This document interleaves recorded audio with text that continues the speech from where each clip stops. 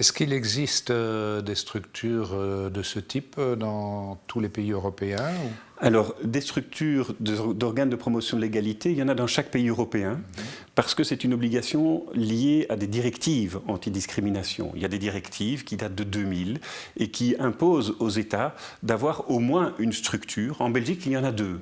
Nous sommes compétents pour toutes les discriminations, sauf le genre. Il existe une institution qui s'occupe des discriminations hommes-femmes. Dans d'autres pays, il y a une, deux, trois institutions, ça dépend un tout petit peu, mais c'est une obligation européenne. Donc, dans chaque pays, il y a des institutions et de ce point de vue-là, il y a un réseau européen qui s'appelle Equinet qui regroupe toutes ces institutions de promotion de l'égalité.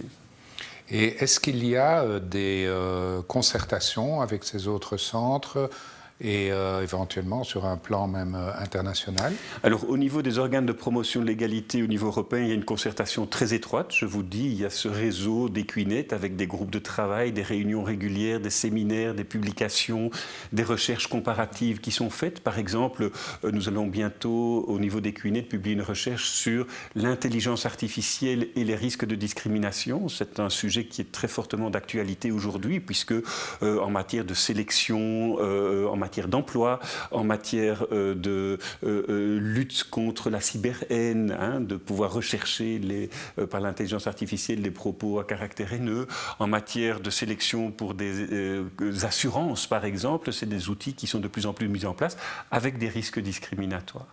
Donc cette concertation se fait. Au-delà de l'Europe, relativement peu. Ce qui existe au niveau international et au-delà de l'Europe, c'est une concertation au niveau des commissions nationales des droits de l'homme, des institutions nationales des droits de l'homme. Et ça, c'est le modèle qui est plus universel par rapport aux organes de promotion de l'égalité.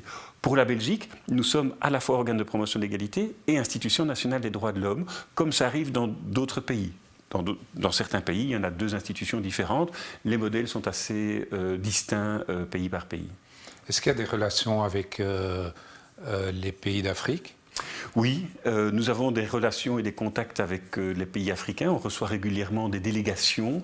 Moi-même, j'ai eu l'occasion d'aller en Afrique pour faire des missions, que ce soit pour le Conseil de l'Europe, la Commission de Venise ou pour le Haut Commissariat aux droits de l'homme, pour travailler sur les questions de lutte contre le racisme. Par exemple, la mise en place de plans d'action nationaux contre le racisme suite à la conférence mondiale de Durban de 2001.